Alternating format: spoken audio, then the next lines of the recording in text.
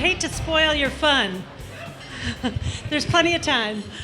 Thank you all for coming. Welcome to the third annual Doing Right Spotlight Luncheon, which puts a spotlight on local individuals and companies that are quietly doing good work in the community.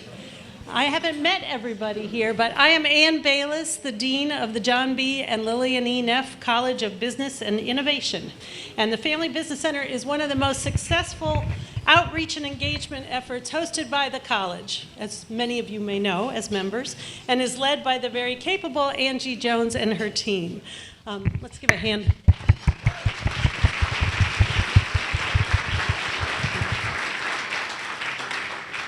We're proud of the growth in membership, the affinity group model, the professional development opportunities, and the cooperative spirit that the center fosters. And I think this room is evidence of that. It's truly a model for other centers and business communities.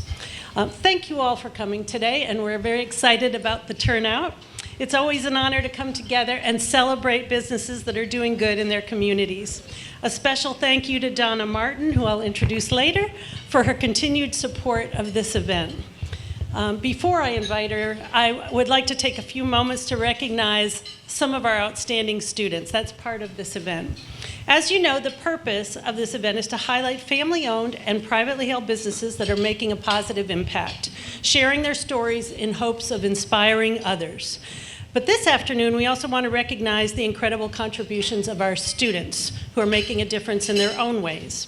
Thanks to the generosity of last year's Doing Right Spotlight honorees, we were able to award 3 deserving students with $1,000 scholarships. These scholarships can be life-changing, helping students pursue their education and continue giving back to their communities. The selection process was incredibly competitive. In just 2 weeks, we received 157 applications, each one filled with inspiring stories of leadership, service, and ambition. Choosing only 3 recipients was no easy task. I'm honored to introduce to you our first scholarship recipient on behalf of Designetics, Jacob Michalski, a finance major in the Neff College of Business and Innovation.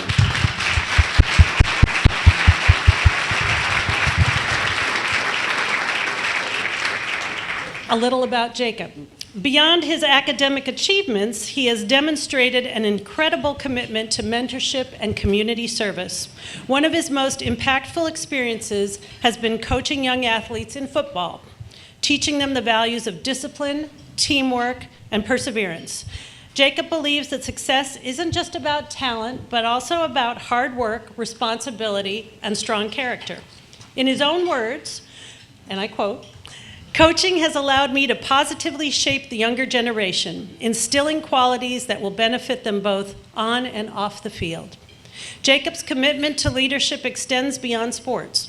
Whether volunteering at the Seagate Food Bank, participating in community cleanups, or helping elderly neighbors with yard work, he has shown a deep sense of responsibility toward those around him. His long-term goal is to establish a youth development program that not only focuses on athletics, but also helps students excel in the classroom and in life. So congratulations, Jacob.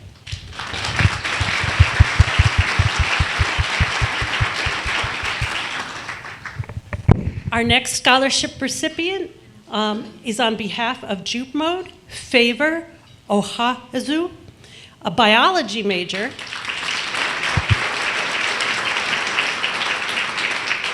graduating this December. Beyond her academic excellence, Favor has dedicated herself to making a meaningful impact in healthcare and mentorship. Her passion for medicine was sparked by her experiences growing up in Nigeria, where she saw firsthand the consequences of poor health literacy. Witnessing parents administer antibiotics to their children without medical guidance inspired her to pursue a career as a physician, one who not only treats patients but also educates them about their health. In Toledo, she's carried this passion forward by volunteering at the University of Toledo Medical Center in both the orthopedic and emergency departments, ensuring patients feel comforted and supported. One experience that stayed with her was helping a frightened young boy with a fractured knee. In her own words, "I reassured him while his parents filled out paperwork. I found a cartoon on my phone to distract him, and as he calmed down, he even offered a small smile. Seeing the gratitude in his parents' eyes reminded me why I want to be a physician, to bring comfort, healing, and understanding.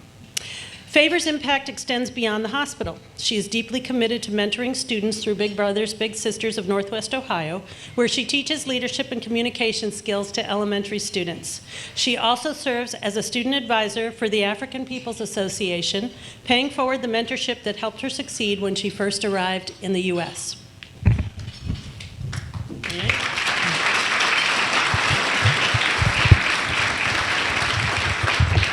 Favor's long-term goal is to create a mentorship program that connects college students with middle and high school students, helping them to develop confidence, life skills, and academic success. She also hopes to establish her medical practice in Northwest Ohio, ensuring that underserved communities receive the care and education they need. Congratulations, Favor. Yeah.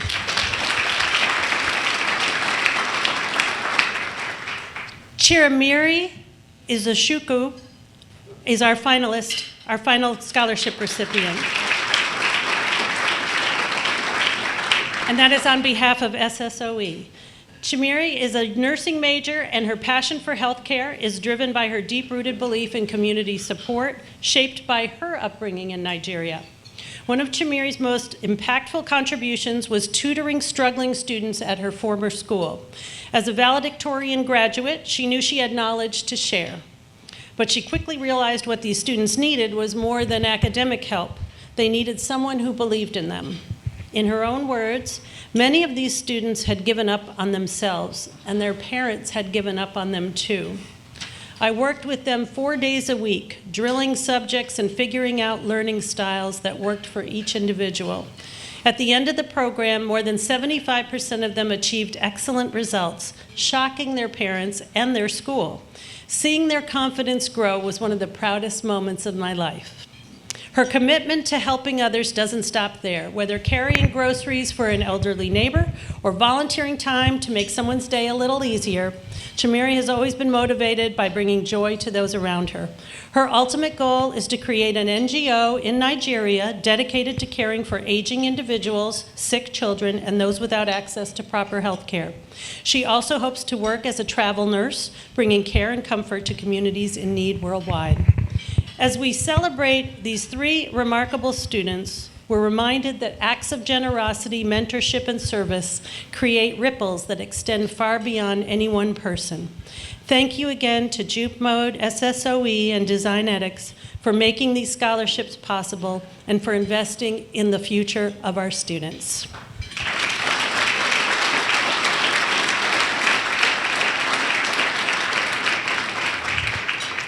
We'd love to see the scholarship program grow, allowing us to award larger scholarships or support even more students next year, seeing the need, 157 applications. So if you're interested in contributing, there's a QR code on your tables and in your program to donate to the scholarship fund. Your support can make a lasting impact on the lives of students like Jacob, Favor, and Chimiri. Let's give a round of applause one last time to our scholarship winners and their benefactors.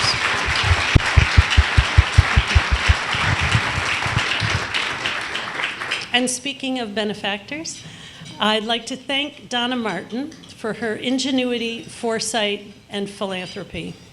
She proposed the idea of this event to promote doing good for the sake of doing good.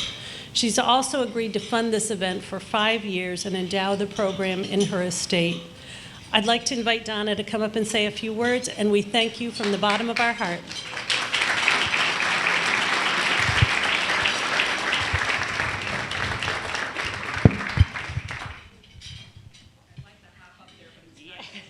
No hopping. No. And I guess you have to. Thank you. Good afternoon, and thank you all very much from the bottom of my heart for being here. This was an idea that sprung up about 5 years ago, I think it was, and basically came about after I thought I was going to die, and I'm like, well, there's stuff I need to get done before I die, and so I bought this bracelet, and then because I thought that was a good idea, right? I mean, why go out without the best bracelet? And then But no, I'm serious. I have witnesses right here. But in all seriousness, I decided that why wait until I was not here to do some of the work that I had hoped would happen after me. So the idea for Doing Right Spotlight was born, and the center, the University of Toledo, has been nothing but outstanding in their support of my endeavor. They are the reason that we are here today, and I give them great thanks, especially to Megan and her team, and to Dr. Ballas. Did I say that right? Close enough. Okay, her. So I know in my heart, and I've always known, that there are many, many people in this world that do good that nobody knows about. And so this is my effort to shine a light on those people and to hopefully inspire more people to do good, to do what's right, to add to the goodness of our world. So that's what the Doing Right Spotlight is about. I hope that it lives a very long time. We keep growing our attendance, and that's a good sign. And please think about donating to the scholarships for students. It was very hard to turn down 153. Well, actually, Andrew applied twice, so I don't know what that was about, but he did, and he doesn't have socks on either, so check that out. Anyway, yeah, I think he's going to leave now, but anyway. This is a very sincere thank you from the bottom of my heart for being here and hopefully carrying on the doing right in the world. Is this all I'm supposed to do? Yeah, okay. Thank you. Thank you.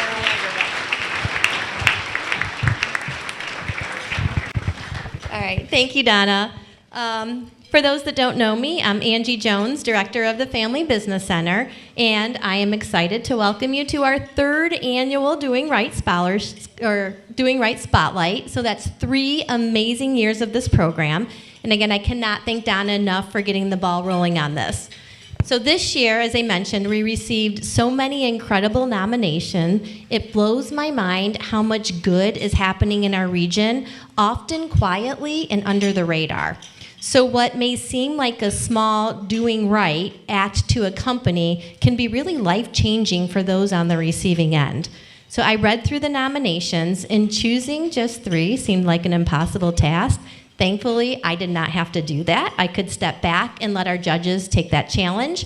So first, I wanted to recognize and thank you, our judges. So if you could please stand when I call your name. We had the wonderful Donna Martin, Dr. Janelle Whitmer, professor in the Neff College of Business and Innovation, Paul Croy with RCO Law, Sydney Williams with Designetics, representing last year's Spotlight Company, and Joe Carver with Carver Media, longtime center member.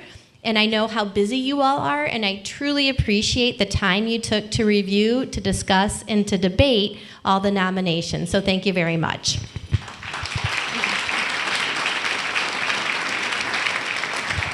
So now I have the honor of introducing our 2025 Spotlight companies. So thanks to Jeremy Park with City Current, our facilitator for this afternoon, we have a fantastic video on each of them.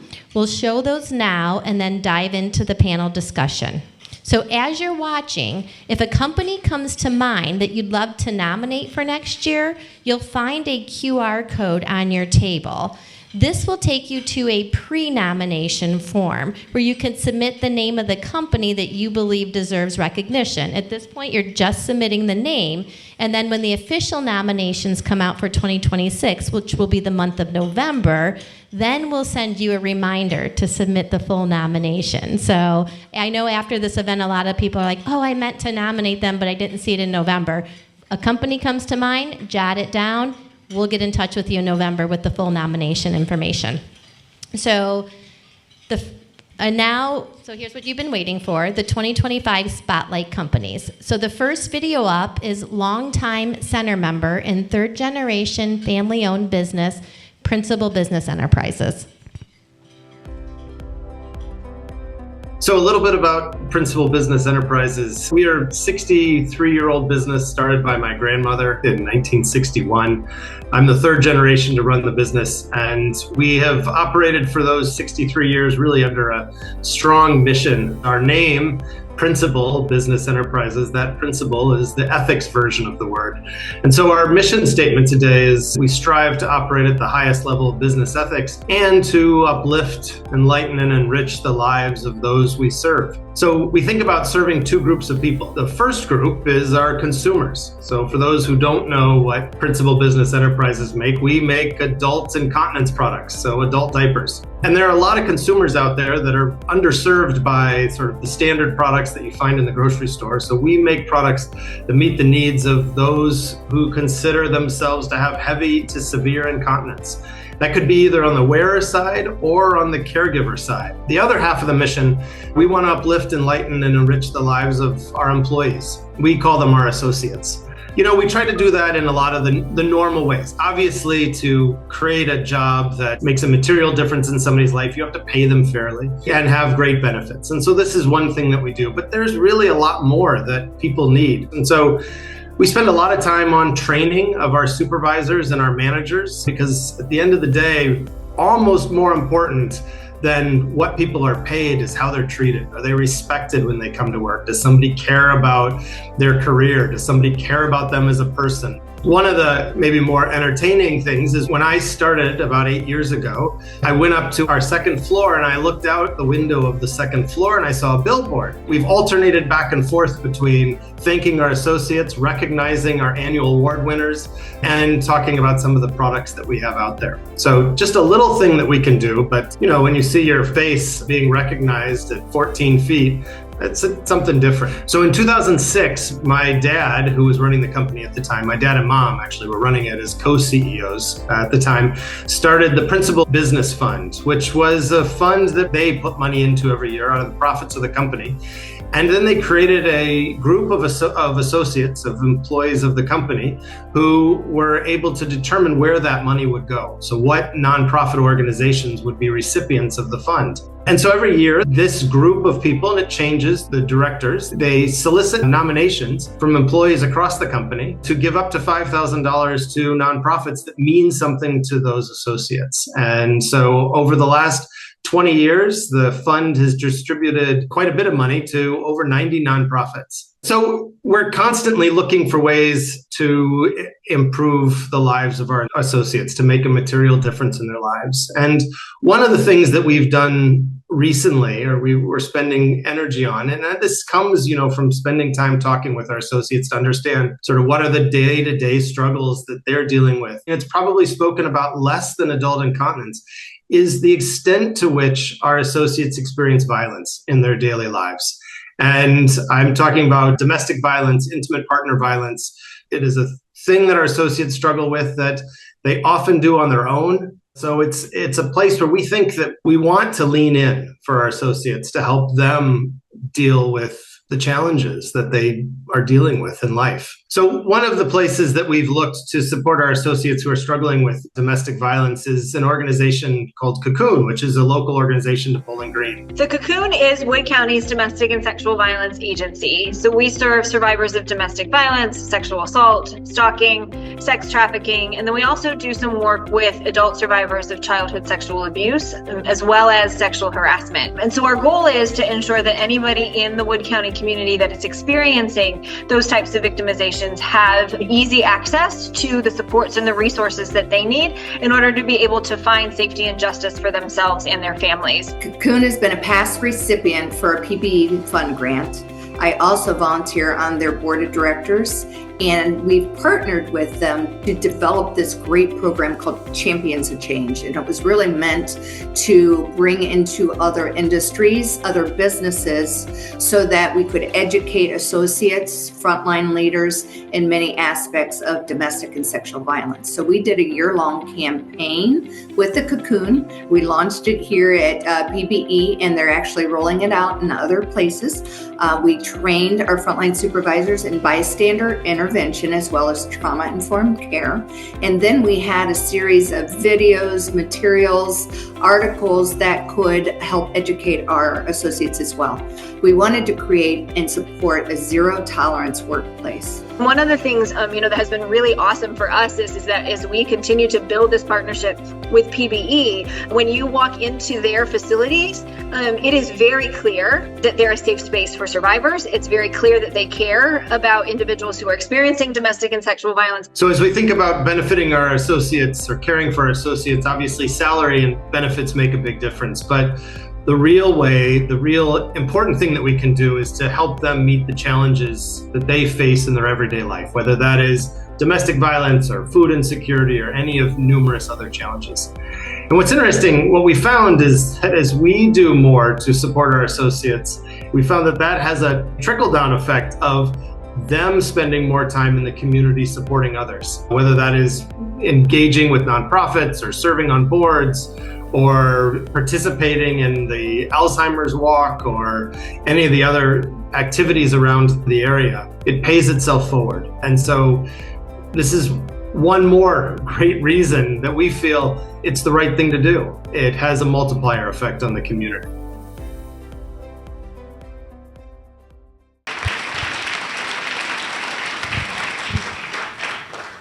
Next, from Findlay, founded in 1988, we have Ohio Logistics.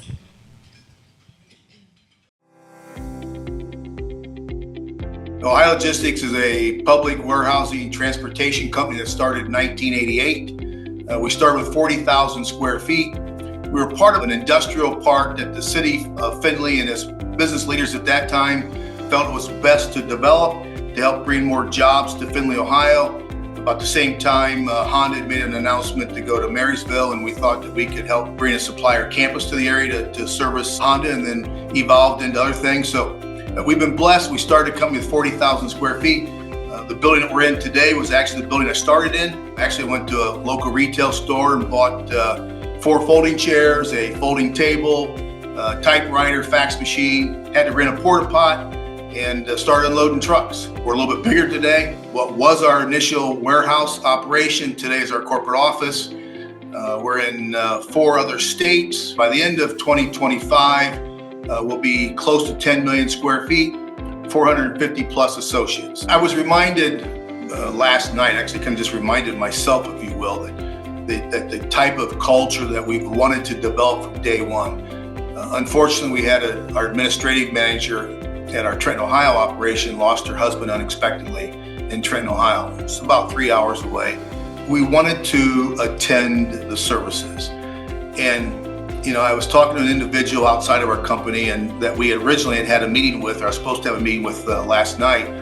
And I told him that I needed to reschedule. I needed to go to Trenton, Ohio to attend a visitation for one of our associates. And he said, well, you mean a family? And I said, no, not directly a family, but yes, an associate with our company.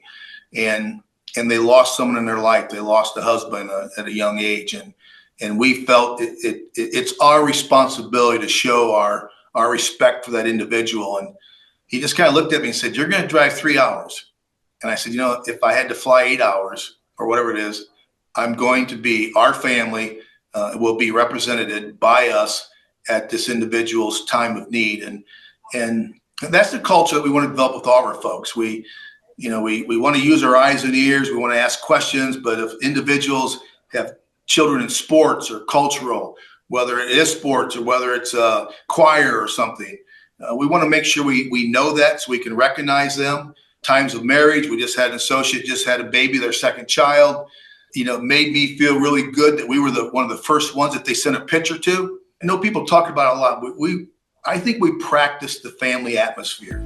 A lot of the nonprofits that we work with today are actually nonprofits that our associates have had a passion for and have asked us to get involved with. So when we're able to do that, I think that drives a little bit more or an appreciation of the fact that we are a quote unquote family atmosphere. It comes to supporting, or what I call reinvesting in the communities we're in. I was taught that, let me back up. I was strongly encouraged that by the business leaders of Findlay, Ohio back in 1988. They told me in those days that this town breeds success and you will give back to this town. We understand today that you may not be able to give back via check or monetarily, but you can give back through what we call sweat equity. In the early days, that's what my wife and I did. We helped deliver Christmas trees. We helped with Habitat for Humanity, pound a few nails. And again, today, I repeat myself, but boy, I'm so thankful, and I thank the Lord multiple times a day that today we can write a check and we can also give back sweat equity. We're starting a program now called the Distribution of Kindness. So we want to have our associates get involved. So we want them to go to Habitat on a day and swing that hammer and understand. We want them to go to the Blessing of the Home, to where you pass that key on and see the emotions of those families and just the kids jumping around. Hey, we have our own house. This is my own bedroom. I have my own bed. And you feel it and you see it and you understand it. We've learned to understand the value of giving back. And there's nothing more rewarding for me, to do Flag City Honor Flight and to welcome a veteran home, and the first honor flight to see a 92-year-old World War II veteran brought to tears. That brought me to tears, that we were in a position that we could let that 92-year-old World War II veteran, you are welcomed home, and we appreciate what you gave back to our community. Flag City Honor Flight is one of 130 hubs across the United States under the umbrella of Honor Flight Network. Flag City Honor Flight takes care of or has an area of Northwest Ohio. Our mission is to take World War II, Korea, and Vietnam veterans to Washington, D.C. to see the memorials built in their honor at no cost to the veterans. Chuck and his help, Ohio Logistics help, we had a fundraiser several years ago, and Chuck was there. He had made all the phone calls telling people that they needed to come. And before the fundraiser started, which was basically an auction, an individual approached me and asked what it cost for an honor flight. We spend over $100,000 for each flight. And that's exactly what I had told the individual that asked. In the auction, that gentleman stood up and wrote a check to sponsor an entire flight.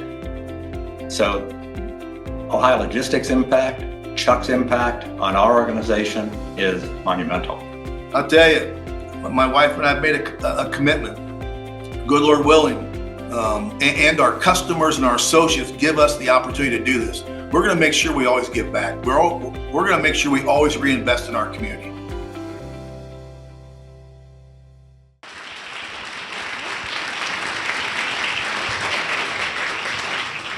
And our third spotlight company, Nysa Solutions.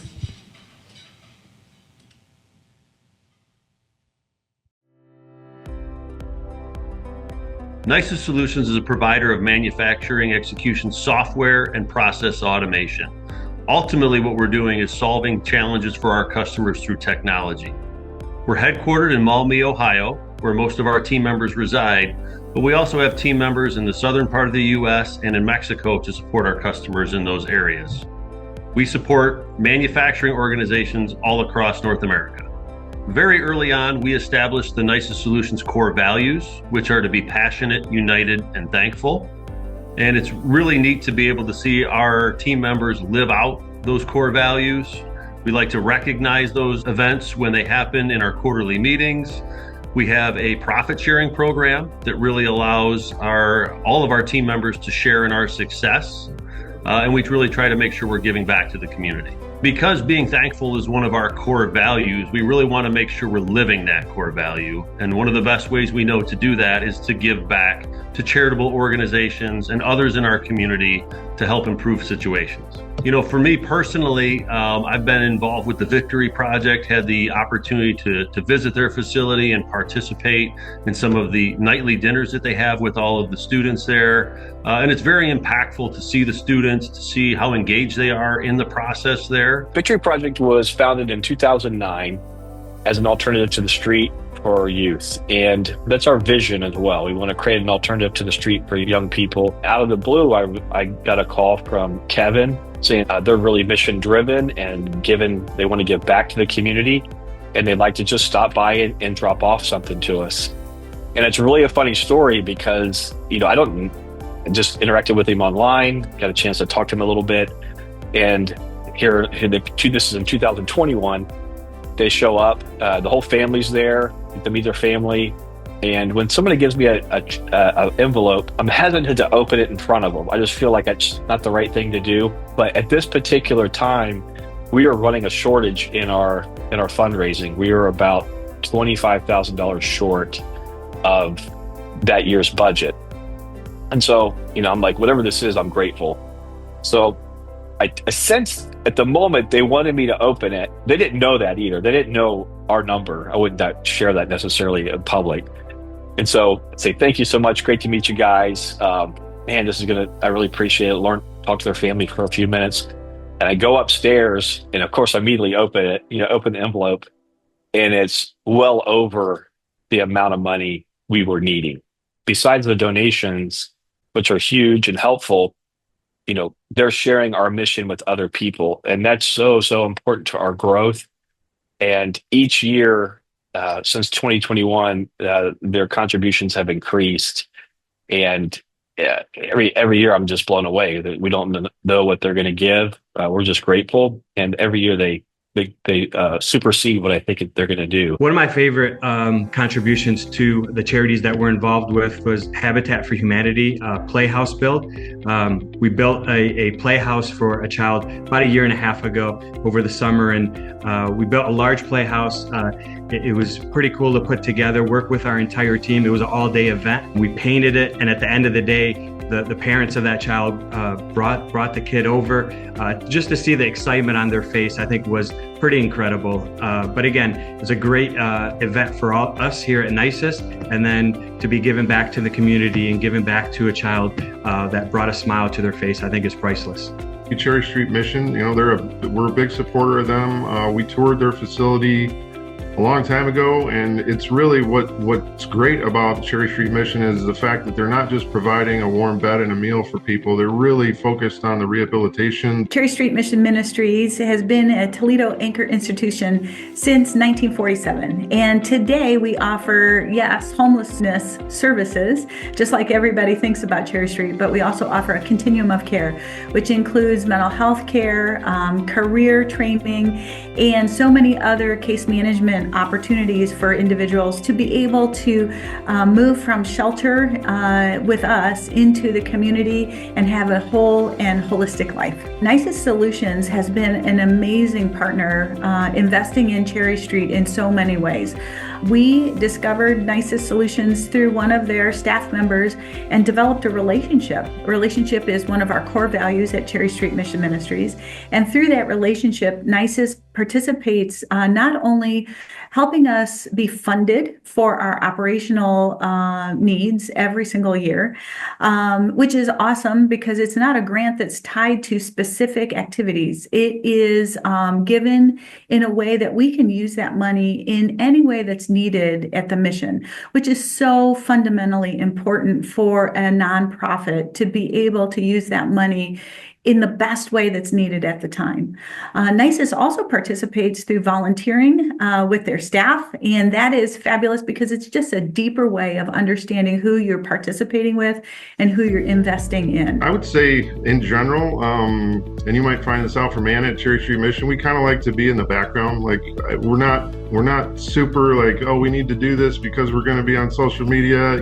We've never really done things thinking about that in mind, like we have to do this because we're going to get this out of it. So it's kind of nice to be every now and then, like you step back and say, yeah, we're doing a good job. and the things we're doing it the right way. And it's great to be recognized for that.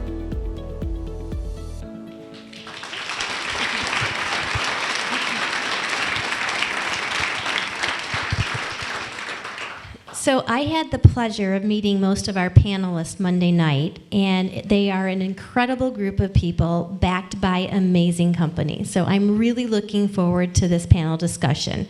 So I'm going to hand it off to our facilitator, Jeremy Park, in a moment. But first, I'm going to just say a few words about Jeremy. So for those that have been coming to the other events, we were fortunate to connect with Jeremy for our very first Doing Right Spotlight, where he served as our keynote speaker, and we couldn't have asked for a better partner. Every year, he goes above and beyond, not just with these videos, but by connecting our companies, highlighting them on his platforms, and even featuring some of our students, some of our spotlight companies, and some of the nonprofits in his national program. So Jeremy is a corporate executive and philanthropist dedicated to empowering individuals and organizations to power the good. As CEO of CityCurrent, Jeremy leads a coalition of over 120 businesses, including many global, in uniting efforts to make positive impact. Under his leadership, CityCurrent organizes more than 150 free community events annually, produces various positive-oriented media, and provides financial and volunteer support to numerous nonprofits. So in addition to his role at CityCurrent, Jeremy is an accomplished author focusing on achieving success through community involvement with proceeds benefiting youth literacy program. And I did read his Giving for Growth. It was really good. I recommend it. He contributes to Forbes and other publications, sharing insights on corporate philanthropy and cause marketing. His passion for philanthropy and doing good is infectious and inspiring, and we're so fortunate that he makes the trip to Toledo from Memphis every year to support this event. And with that, I'm going to pass it off to Jeremy to get the panel discussion going. Thank you, Angie. Angie's the best. All right, so let's go ahead and have our panelists. So Chuck, Karen, Steve, Kevin, come on up. We'll get the seats warmed up. I will buy some time. I'll move this so that way everybody has a clear line of sight. I will say it was very hard narrowing down because some of these interviews were like 40 minutes long, and to cut it down to 6 minutes was very tough because these businesses are doing amazing things. And when you look at this event, it's important for a few reasons. One is we see negative news, especially on social media, all day, every day. You need to see the good that is going on in your community. You need to learn the things that they are doing so that you can take them back to your own organizations and use them as a spark to do even greater good. For the students, though, they need to see the good that's going on with the businesses. Last year, it was really impressive because one of the students came up afterward and said, you know, I'm involved on campus, I'm involved off campus, but I had no idea that this was going in my community. This really makes me appreciate and love my community in a bigger way because I had no idea that businesses were helping with volunteer opportunities, giving back, doing things to support their employees, things that you take for granted because you do them every day, but the college students had no idea. So to me, it's really powerful for them to be in this room, so thank you for showing up.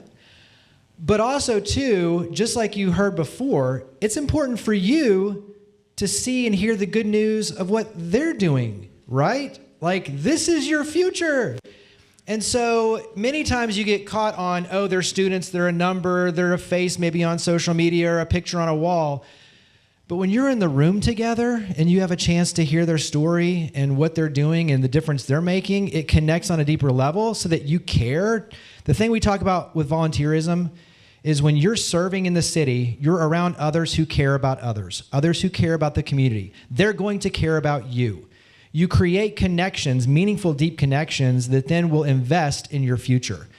And so I do hope that all of you will take a moment to get to know them, to connect with them, but to invest in others just like them as your future leaders, because it really is important for our city. All right, so let's go ahead and dive in because, as I mentioned, there was so much that we had to leave on the cutting room floor. Really cool when you look at the diversity of the different types of businesses, the ways that they're giving back. Very cool when you think about bringing in, domestic and sexual violence workshops into the workspace to deal with things on a very personal level. When you look at honoring veterans and home builds with Habitat for Humanity, a lot of really cool storylines. But you also heard a through line of investment. It's not just viewed as the altruistic right thing to do, which doing right, and the Doing Right Spotlight is celebrating those doing right for the right reasons. But from a business standpoint, when you look at it as an investment, it takes on a whole new level, right? And one of the things that we talked about 3 years ago was that social impact is now mandatory for your businesses. Consumers are driving that. They want to see businesses that are making a difference, and they're choosing where to spend their dollars based on that, but so are employees.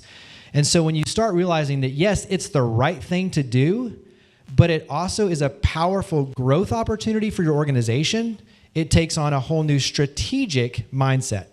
So let's go ahead, let's start. I want each one of them to just introduce themselves. Give them, the audience, a little bit of your vantage point because they all have different roles in the organization. So I want you to talk about a little bit of what keeps you up at night. So when you look at what you are responsible for within your business, give us just a quick highlight of that and then something fun you're working on. So introduce yourself, a little bit of your role, and give us something fun either in the workplace or outside just so that we get a chance to get to know you. And we'll start with Kevin. We'll work our way down. Good afternoon. My name's Kevin Wickenheiser. I'm one of the managing partners at NISIS Solutions. My focus is generally on business development and finance side. One of the cool things we're working on right now at NISIS is we've just started something called NISIS Labs. And I'm stealing Steve's thunder probably. But this is a dedicated R&D group separate from our software and automation groups to focus on the development of new technology. So something we're pretty excited about. We think that this is an area that's really going to help grow our business. My name's Steve Sass. Good afternoon, everybody. Like Kevin said, he's on the business side. I'm more on the nerdy side. So he goes out and sells things, and he says, hey, we're going to do this, and I'm the guy who's got to figure out how we're going to do that. But that works pretty well. It's been working. So yeah, a big thing that we've been growing is our NISIS Labs, R&D, all the buzzwords you hear, AI, things like that coming into manufacturing, really exploring that and figuring out how that's going to help our customers the best. And that's why they're managing partners together. Karen? Hi, everyone. I'm Karen Stegall. I joined PBE 10 months ago as the Vice President of People and Culture, and I'm lucky to be sitting on this stage because Andy is out of town. I have the privilege of working with our senior leadership team to lead the second half of our mission, which is uplifting, enlightening, and enriching the lives of our associates. And I've gotten the opportunity over the last 10 months to get to know them, to spend time with them, to learn all the cool things we're doing. And I mostly spend my time thinking about what's next for them and for us. So before we switch it over to Chuck, tell them what attracted you to PBE. So I spent 24 years at an organization, and I knew it was time for me to find my next place, but I wasn't sure where I was going to land or what I was going to do. And I had the opportunity to meet Andy, and in our first lunch, he talked about just his desire and the desire that the company was built on to be a mission-driven organization to uplift the lives of people and culture. And I was sold. In fact, we were at Bars Public House, and I live just down the road from there. So I got in my car, and I had to hurry back home for a meeting for my current job at the time. And I was thinking about how awesome it was to talk to someone who was so passionate and looking to make such a difference and working in an industry for a company that made adult diapers. Now, since then, I've learned adult diapers have a huge impact on the lives and the quality of life of so many people. But in that moment, I had very little knowledge about that, and I just knew I wanted to be part of the mission. All right, Chuck. Thank you. My name is Chuck Bills with Ohio Logistics. If I may, I want to thank the sponsors, University of Toledo and the Business Center, and Mrs. Martin. Had a chance to meet you last night, or Monday night. If I may, I'll point out a couple. Highland and Eastman Smith have been great supporters of ours throughout the years, so thank you for being a part of this. I think right now my responsibility is I'm one of the founding members. Thank the Lord, the only founding member left, but those that helped me start this company gave me the values of reinvesting. And I didn't understand that at that time, but over the years we've grown to understand and appreciate it. So right now my biggest excitement is not only our business, and Mr. Stockings here and the whole PB folks, and Karen sitting beside me. When I saw their name, I'm like, holy smokes, we get a chance to sit down next to these folks, be recognized. They're a significant customer of ours, and to be involved in their growth is exciting. They're allowing us to be a part of it. So, I had a chance to meet Mr. Stocking 25 plus years ago, and I understood his passion. I heard it, I felt it, I witnessed it when we started worked with the Findlay or the Rotary Mesa program, and now we have an opportunity to share our success together, and so I'm very appreciative of the PB and folks in the Stocking family. But right now my excitement is not just our business. I thank the Lord multiple times for our business. But our daughter started a program called Distribution of Kindness. And what that told me was that for the last 33 years, she's been listening at the dinner table. For the last 10 years, she's been part of understanding the value of giving back. And, of all the things that we've done together in business, when my day comes, what I'm going to remember most is being a part of the Distribution of Kindness. So my excitement today is not only us being able to write checks and give back, but now we're going to help our associates understand what they're a part of and be a part of that, and that's a part of our Distribution of Kindness. So that's my excitement the last 3 weeks when I found this out. She didn't tell me she was doing that until she wanted to make sure that we were okay and having the associates step away from work. So I'm excited for that. Thank you for being here, and thank you for all your support. And Brittany's in the room. Right there.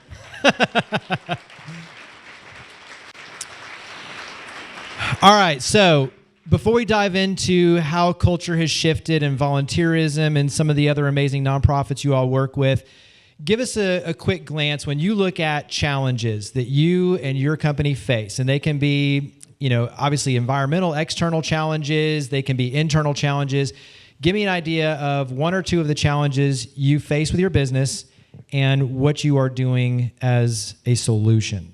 So give us an idea of this kind of is what keeps you up at night. Give us a challenge and give us something you're working on as a solution. We'll start with nicest. We'll let you do it as a pair, however you want to do it. You can tag team this one. I'll take this one. I think one of the challenges that we have, it's probably a similar challenge for every business, is sustaining the growth that we're experiencing, finding new customers. That's a constant challenge for us.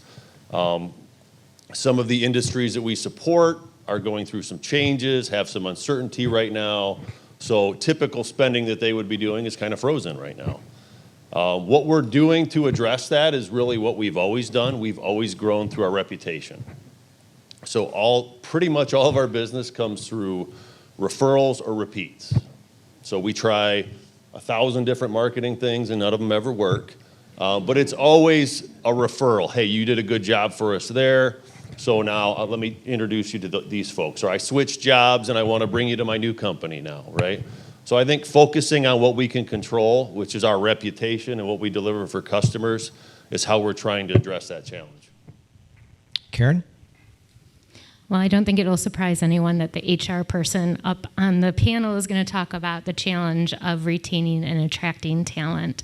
So our business continues to grow, and we're continuing to look at ways of how we show up for our people. We create an environment that is based in caring about the whole person, developing the whole person, and then also looking as to how we attract the best and the brightest of Northwest Ohio to come join our team.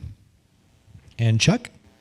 I agree with the other two recipients here, but I'm fairly outspoken. Our challenge for me is government and politics. We just want to manage a business, lead a business. We want to help grow our associates, grow our communities, and sometimes it's a challenge to do that. So, I'm trying to figure out how they think. How do we get them to change their thoughts?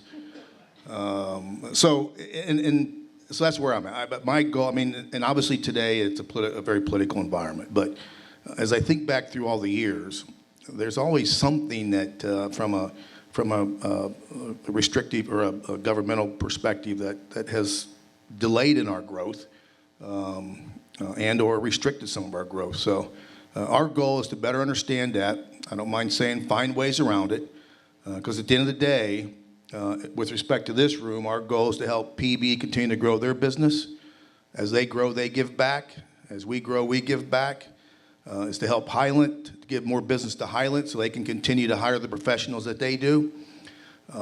We're a customer of Hylant, but on the other hand, they're a strategic partner of ours.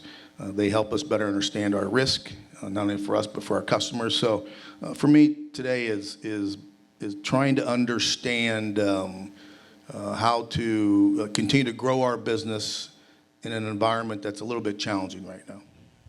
This gives you just some perspective around what is in their head, what they're dealing with.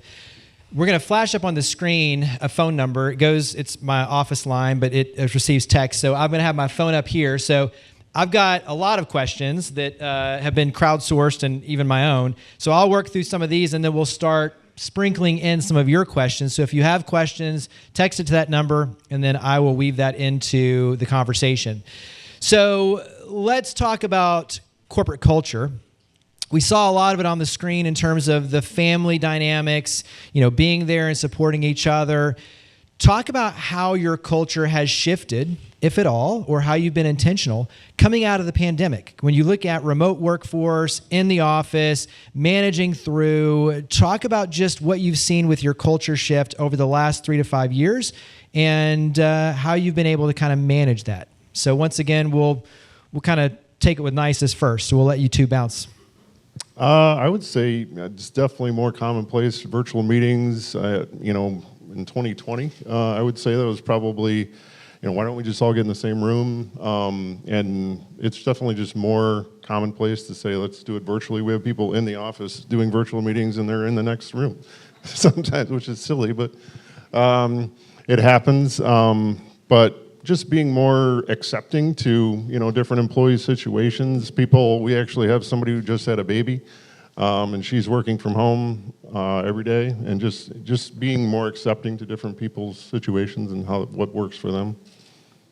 Karen? I would say I had a little help. As I noted, I've been at PBE for about 10 months. But one of the things that you have as a manufacturing company, and I'm sure Chuck feels this too, is you have people that have to be on site, right? In order to do their jobs, they have to be there.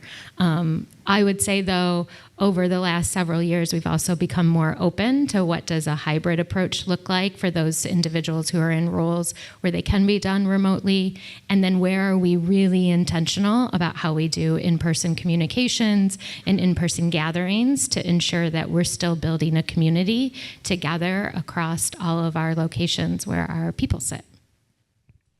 Chuck? I would think post-COVID has been, we were one of the essential companies. I've always thought that, but I'm glad the government recognized it. Just so you guys remember that.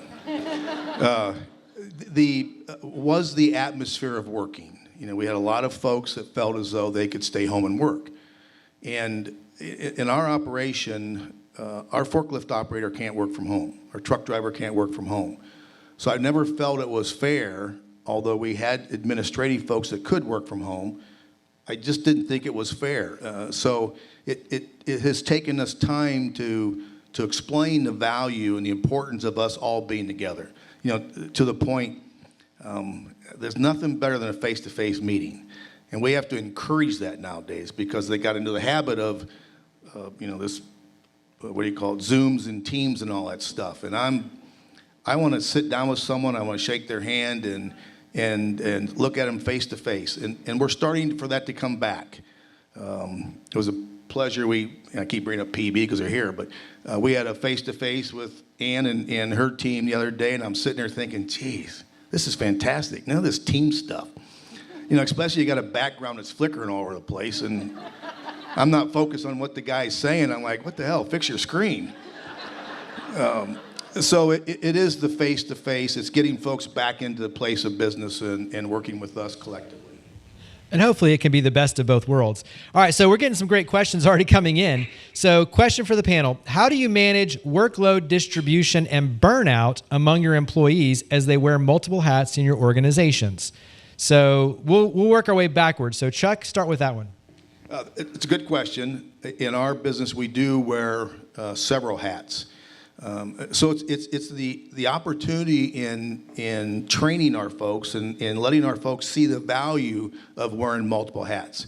And then as they wear multiple hats, they better understand what that other person is doing and the importance of what they're doing, so they can then support that. There is some folks that just believe that this is all they're hired to do. And when you ask them to do something else, they want to step back and say, that wasn't what I was hired to do. We had a truck driver that we hired him to do a certain run, a couple years ago. That customer's business changed and we didn't have that run. And the driver came in to me and said, I was hired to do this run. And I said, that's correct. Well, you don't have that run anymore. So that's what I was hired to do. I said, well, the customer changed and we need to change. And he got a little upset with me, and I said, well, then fine, go find that run somewhere, but it's not here. We're here to provide you a payroll. We're here to provide you a fair income. That's what we're going to do, but we have to be able to change. So I think with our goal is to help the people interact, to move around so they better understand. The forklift folks understand when that CSR walks out there and says, you didn't fill this paperwork out right. They can come in and help post and understand the importance of filling that paperwork out. So it's job sharing. We want to intentionally have our folks wear more hats. Karen? When I joined PBE, we were doing a monthly pulse of all of our joint leadership team, which our joint leadership team is all of our managers and above. It's probably like 45, 50 people at PBE. And one of the things that was resounding coming back from the experience was that it is overwhelming. There is so much to do. I don't have enough time to do it all. And, they were right. It was very overwhelming. We're growing, we're doing new things, and so we intentionally have been focusing on creating focus. Focus on creating focus, right? It sounds really easy. But we're intentional about how do we determine what are our objectives for the year, what are our objectives for the next 6 months, how are we communicating that to everyone on our team, how are we coaching our people on what is the most important and giving them permission to say no or not now to the things that aren't as important. Because I do think, I don't know if it's COVID related, I don't know if it's just because the whole marketplace is shifting, but we're going faster and further than we've ever gone before, and the pace of business is nonstop. So whatever we can do to provide clarity for those things that really matter is super helpful for anyone who reports to you. And if you're looking for clarity, I always recommend have conversations with your manager or a coach or a peer to figure out how you stay away from the burnout zone. Yeah, and before we switch over and hear from NYSIS, I talk to my leadership team literally every single day, and we go through a priority list. So it's like, what do you see as the high priorities versus what do I see as the high priority? And it's interesting because sometimes those two aren't in sync. And so it's like, let's reshuffle this deck because that can wait. We can actually do that next month. This needs to be done right now. And so just that quick, and you're talking a 5-minute phone call. I had 2 of them on the way in even this morning, just making sure that everybody's on the same page with priorities. And that alleviates a lot of frustration based on just communication. All right, so NYSIS Solutions. Yeah, so our business is very heavily project-based. So there are times when we're very busy, and then there's times when we're very, very busy. And so that can, ebb and flow through different parts of the business. And I think we've really tried to address that through our core values. We talked about them in the video a little bit. But our core values are to be passionate, united, and thankful. And we use those to frame all of our conversations. And so if we're being passionate, we're being united, people will just pick up and help in areas that really aren't their responsibility, but they see the need and maybe they have the capacity to do that. So rather than trying to manage that workload and those resources from a top-down perspective, our team really kind of does that on their own. We don't ever have anybody say that's not my job, right? We have software engineers who'll go build something for the automation team or vice versa. So I think just kind of having those same core values and getting everyone aligned kind of helps us self-balance that workload. And then I think knowing that people actually care if you're overworked is another big thing. So people are willing to go a long way for our company, and I think it's because we do care, and we will check in and say, hey, you got a lot going on. Is everything okay? Do you need some help? And just those simple check-ins, I think, carry a lot of weight. Yeah, and that goes back to the phrase, culture trumps strategy every day. And also, too, just finding little things. One of the guys on my team I know has been putting a lot of effort into a project. And so I told one of my other team members, let's find a chance to fly him out to that event so he can see it firsthand as a special thank you to him. So finding little thank yous goes a long way as well. And just honestly, recognition. People want recognition. And sometimes we minimize that just on a simple thank you or a public display of, hey, you did a great job. Let me celebrate you in front of the team. So things like that go a long way. Before we dive into one of the other questions, a great one from the audience, I want each of you to give a quick highlight of a nonprofit that we weren't able to feature. I did have a chance to follow up. Kathy Mole is here with us. I don't know if Monty is here from the Victory Project, but I had a chance to do a deep dive with them because what they're doing really is powerful. So we have a 45 to 50-minute conversation with Kathy as part of our Changemakers podcast where you can dive into Champions of Change pretty heavy on just all the lessons that they're learning and how you can institutionalize those and take those back. And so I would encourage you to kind of follow up, and we'll share some of those links later. But give us, Chuck, on your end, I'm going to preface this one because there was a great one that you mentioned tied to 4-H, stocking a refrigerator, being very creative with how you leverage a gift over here to be a blessing over here. And so I want each of you to share one nonprofit that you work with that wasn't featured in the video, and then we'll talk about strategy around philanthropy. So Chuck, tee it up. Thank you. He's referring to Hope House. We have an organization in Findlay that helps families of need, mainly mothers and children.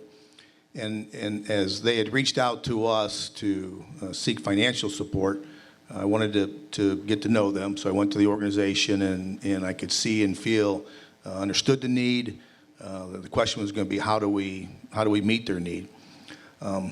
So as we went through all that, right now they were just looking for money. When we sat down, a lot of the money was just to provide food for the families that are at the facility.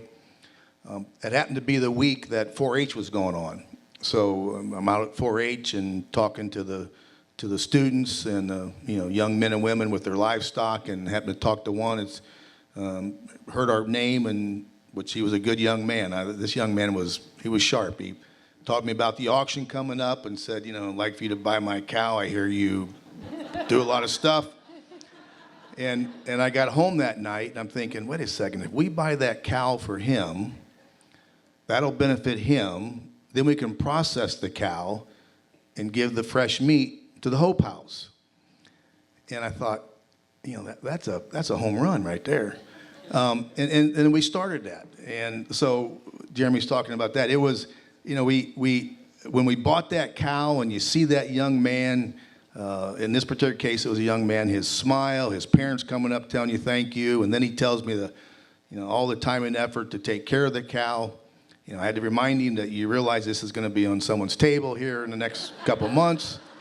And then we had it processed, and then we delivered the meat to Hope House, and to see those faces, and then come to find out they didn't have enough refrigerator and a refrigeration space for that. So one of our customers is in that industry, reached out to them, connected them together, and now they have some freezers, some refrigerators, and they're connected so they continue to make sure that organization. So, we talk about our business connecting dots, and every time I see the Hope House folks, or we go to 4-H, and today I'm blessed I can take our grandkids out there, but when we buy that cow, now we're buying a cow and a pig, and we have them processed, and to fill that freezer up, and to know that those folks are going to have fresh meat, it's a blessing all the way around. So that's what Jeremy's referring to.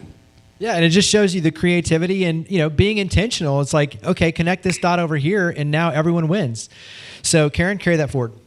I just love the ripple effect of the story, right? This is the thing about doing right, is that there's a ripple effect that happens every time you do something right, and it influences and impacts someone else. And so that story, I think that's going to stick with me for a long time. So in the video, Andy talked about our PB fund, which is one element of our community engagement philosophy. The other element of our community engagement philosophy is really investing with our primary audience of our consumers. So there are 3 larger areas that we focus on: veterans, our aging population, and then caregivers and individuals with disabilities. And that also inspires where we give back. So every year we do an auction and we choose a veterans charity and we raise money. It's a very large collective, the village pulls it together, right, kind of experience where we raise money and then award it to a veterans charity. And that charity changes every year. So we pick a new one every year. Nicest Solutions? One of the charities that we are working with, and I think we've done maybe 3-4 events now, is one called Let's Build Beds. I don't know if you've heard of them, but there's tons and tons of need out there for kids that just don't have a bed at home. And so what Let's Build Beds does is they actually bring all of the materials to you, and our whole team, luckily we have a warehouse in the back that we did it outside last year, but a big space where everybody's out there cutting wood, drilling, screwing boards together to make beds for kids. And it's really a good chance to get everybody together. You're talking about the ripple effect. Too, as you saw in the video, we're working with the Victory Project, and just by them knowing that, social media, LinkedIn, seeing the events that we do, then, okay, now let's build beds. They're like, hey, we could use this for the kids to also kind of piggyback off of that and do the same thing you guys are doing. It's a good way for charities to link up with other charities to help get things going that way. And that's a good example. Now more than ever, there's so many ways you can weave the philanthropic volunteer experiences in. So whether you are going out or bringing them in the office or bringing them into a warehouse facility, there's so many things you can do, even if you have a remote workforce where everybody can participate as a team building experience, and it's a powerful way to give back. All right, so the question is from the audience: how do you determine if your philanthropy is making a difference, getting positive results? And so one of the things that we talked about is a trend is that, traditional charitable giving was wait till the end of the year. If you have a good year, you write a check and you give it to the nonprofits. Well, one of the big trends now is businesses coming alongside and literally partnering and being strategic partners with nonprofits, saying, hey, we want to know what programs are making the most impact. How is it making the most impact so we can double down and accelerate that? We want to come alongside and literally sit in as board members, as volunteer members, but as service partners to be able to invest, because you have to be good stewards of your assets and your resources. We want to do the same to help nonprofits so that we know it's working and we can measure those results. Now, obviously, that's different. Not every business is doing that, but talk about on your end how you track it. How do you track volunteerism? How do you track philanthropy? Do you track philanthropy and volunteerism? What are the things that you're doing to tell the story and to see if what you're doing is making an impact? We'll start with Nisus. So we don't have, I wouldn't say we have a formal process for tracking the results, but we do a couple things.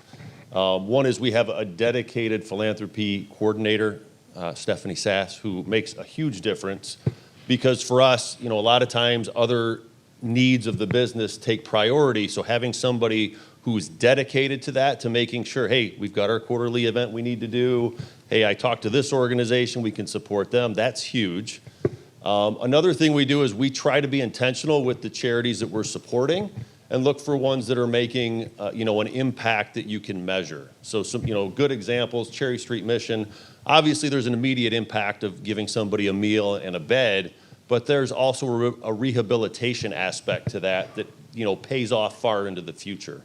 The Victory Project that we talk about, they actually had a study done by the University of Dayton. And they calculated the savings for each student that goes through their program to be over $1 million to society. And that's not their wages, that's not what they make, that's simply keeping them out of the system, keeping them off government assistance, and making them productive members of society. So there are some actual measurables that you can look at to say, it's having an immediate impact, but the long-term ripple effect is very, very significant. Before we bounce to Karen, there are a ton of platforms you can use. GivePulse is one of them that you can track all of your volunteer hours. So many companies, we talked about this once again 3 years ago and last year too. VTO, volunteer time off. Companies now are giving employees paid time off to go and volunteer to track those. I think the recent stat was $33.06 is the federal, per hour volunteer your impact. So you can literally measure that in terms of your economic impact for volunteerism as well. So there's a lot of things you can do statistically to gauge your efforts around volunteerism. Nonprofit leaders, do we have nonprofit leaders or nonprofit professionals in the room? Raise your hand if you're with a nonprofit. Okay, yeah. This is also an area you can help, right? Like you can provide that sort of information to go back and share the story of the impact that then fuels more philanthropy. So it's a lot of storytelling, but it's connecting the dots. Karen. I love the word you used of intentional. I think that's a really important component of our giving philosophy. We also have an individual, Chris, who's here today, who leads all of our community events and did all of my prepping. So thank you, Chris. And so we are better at capturing the things that we drive or that we support our associates in bringing to life. We don't have a formal way, although thanks for the tidbits there, of capturing how our people are impacting their communities. I think measuring success is twofold. One is the success that the nonprofit is having and how do they feel like we are helping them make a difference, and are we showing up for them where they need us to show up for them? And then the second piece comes from the satisfaction of our associates. Most of our employees aren't in a financial position to be able to write big checks to nonprofits, and our PBE fund is an opportunity for them to take a cause that's really important to them and financially fund it using our money that Chuck and Carol so graciously set aside for them. So those are the two, maybe a little bit softer ways that we measure success. Chuck, what about you? As you brought this up, I'm always reminded, Rachel Meyer sitting here from CFO Focus, who we hired to help us develop our CFO program in a position. And one of the first questions is, what's your budget? And I just look at her, I don't have any idea. It's what I feel. It's the heart. And thank the Lord we're able to do that. But, she keeps asking, and Brittany, there is no budget. There's not going to be a budget. So scratch that off the questions. It is the heart and the soul. For us to understand that value, it reminded me, I'm going to say 7 or 8 months ago, we worked with a media program to get our name out there a little bit more. And as they talked to our associates, I'm going to say every associate they've talked to, one of the comments they've made about working for our company was the knowing that we give back and help those of need. And I happened to see an interview last night. I don't know how I got on LinkedIn, because I don't know how to do that stuff. So somehow I got on LinkedIn, and up popped our Ohio Logistics, and I'm like, well, this is pretty neat. What do we do? And they were interviewing one of our associates, and she commented that she really appreciates the fact that we give back. And I thought, that's what it's about. If our associate believes in it, then we know. And then for me too, it's just a smile. You feel a genuine smile. And when we're buying that steer, that cow, and you see that young man's face just perk up when he realizes what we just paid for that, or what he just earned. And then when you fill that freezer up and you see the kids knowing that they're going to have a hamburger that night, and you feel the smile, you understand it. For me, that's how I understand and value, with Flag City out there. I haven't been on one honor flight that didn't bring me to tears. And good Lord willing, we're going to make sure that those tears are always there. So it's just, for me, it's the feeling, it's the smile and the feeling. And it also brings up a good point around engaging volunteer experiences. It is about the experience. It's about the energy. It's about the feeling. It is obviously about the impact strategically. But there is a difference when you talk about volunteer experiences of those where you have a chance to see firsthand the impact you're having versus one that's a little bit removed, right? And so if you're packing, meal kits to go and ship off, you might not see the impact of the child or the family you're feeding versus serving in a soup kitchen or washing kids' feet, giving them new socks and shoes, or filling up the freezer or cooking the meal to feed. So you intentionally can pick things, and you need to pick things that have an impact back.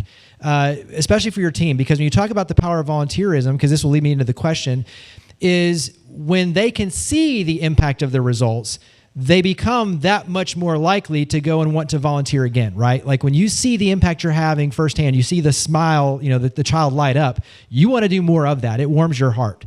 So the question is, do they ever encounter employees who don't want to engage in volunteering opportunities? And if so, how do they handle? I'm going to handle that one, and then we'll pivot. The thing about volunteerism, especially for leaders, servant leadership, your desire and your willingness to physically serve yourself makes a strong statement. So if you're out there, you don't want to be the one to say, oh, let's do this, but it's lip service, right? If you yourself are serving and doing it, your employees will see that. You also can do a number of things. One is most people would love to have a higher purpose. They'd love to get involved. They're waiting to be invited. So that's your big takeaway. For anyone who's engaged in nonprofits, invite others. Say, hey, I'm doing this. Come with me.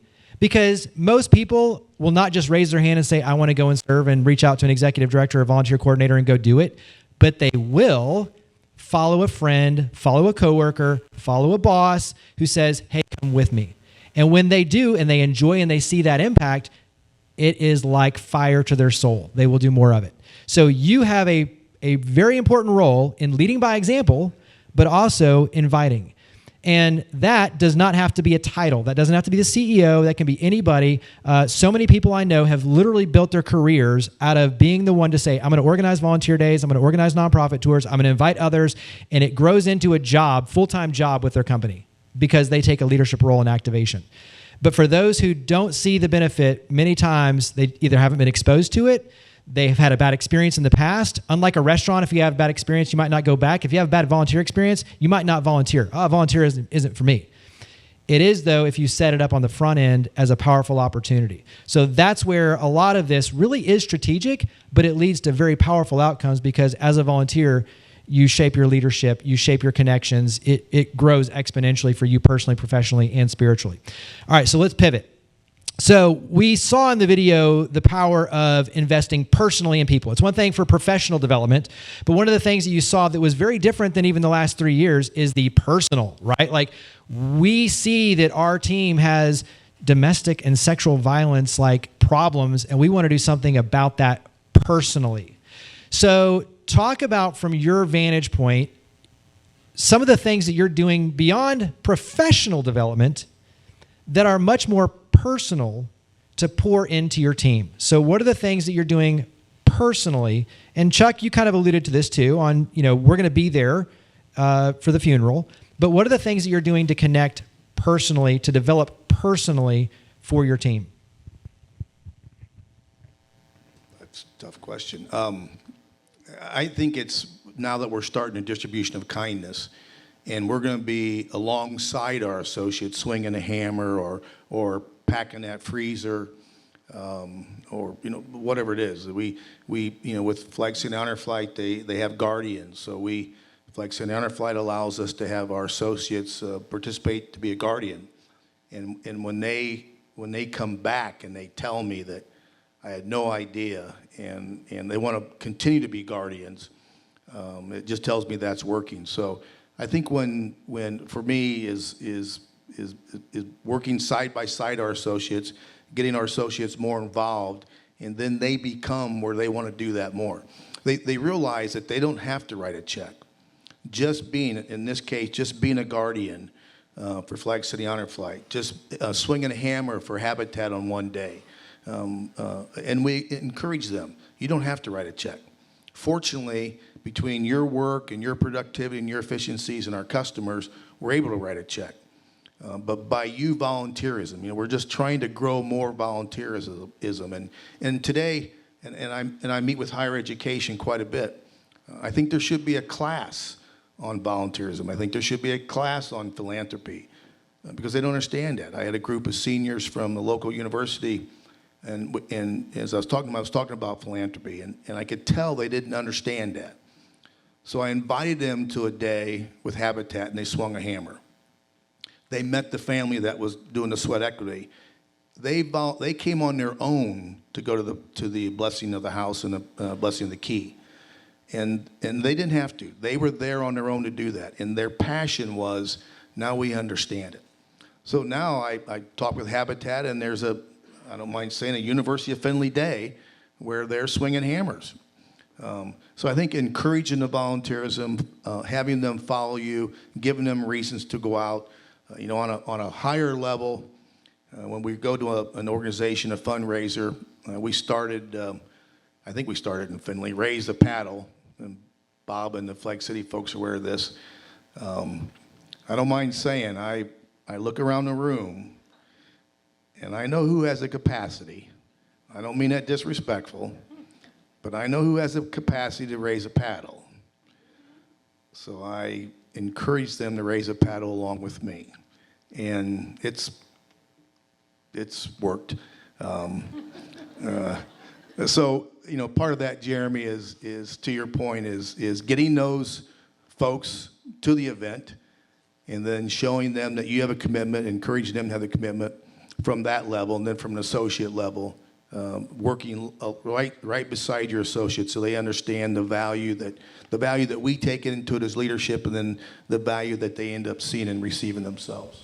Yeah, and before Karen dives in, because she has an easy layup with this one, is only 25.2% of America in general volunteers, which means 75% of your community is disengaged. They go to work, they plug in, they plug out. What they see of your community is what they see on the 10 o'clock news or on social media, and that can be good or very bad, right? So when you talk about the importance of physically getting them and leading by example and encouraging volunteerism, it's extremely important for your community, because the nonprofits literally rely on these volunteers, but also for them as your team to see the good, to be a part of the good, to make these connections, to grow. That really ties in everything. So once again, it's an invitation, it's an opportunity, but it really is incumbent, because that's where, from doing right, that's where literally everything starts. Engagement. Karen. Yeah, I think volunteering allows people personal growth in addition to leadership growth and professional growth. One of the things that I've always felt is important in my career is all of our associates or employees, or whatever word you use to call your people, they have full lives. They don't have a work life and a personal life. No longer does something stop at 8 o'clock and start again at 5, or whatever shift you're working on. And they're bringing their whole selves to your organization. And so when you think about caring for your people, you ought to care for their whole self. You ought to care for the development of their whole self. And as I got to learn about what we did in partnership with the Cocoon, it made us a safe place. We want to be a safe place for whatever issue our associates are bringing into the workplace.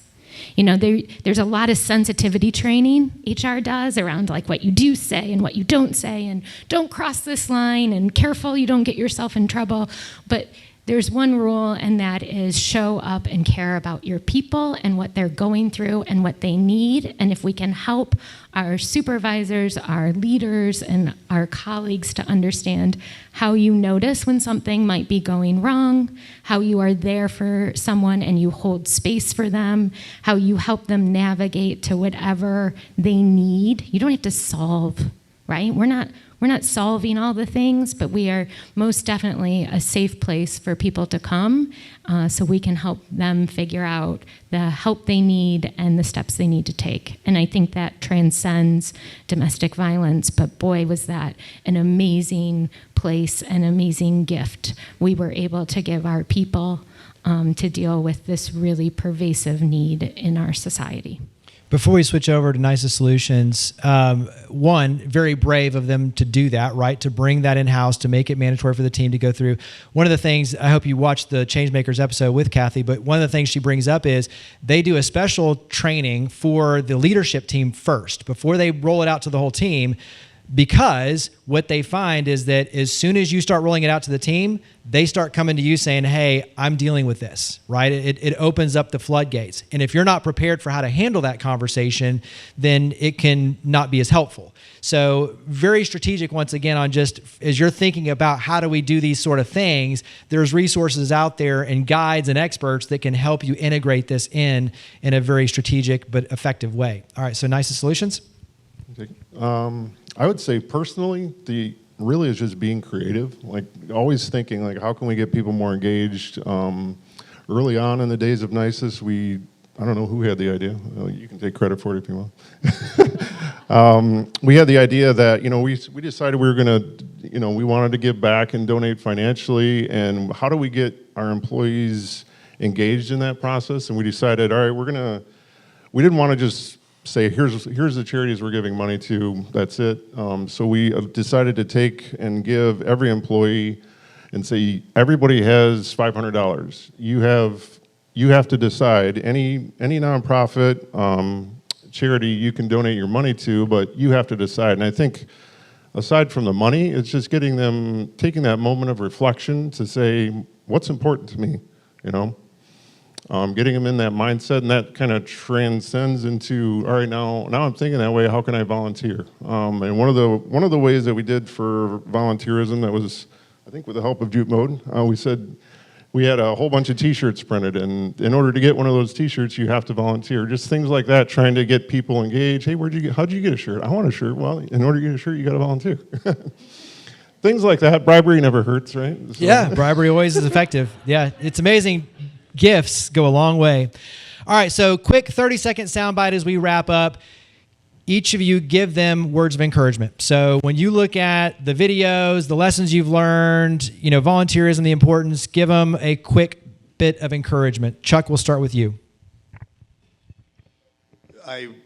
If you haven't been a part of any type of a nonprofit, whether it's a United Way or a Habitat, Flag City Honor Flight, etc., I would encourage you to call me up. I'll take you to one.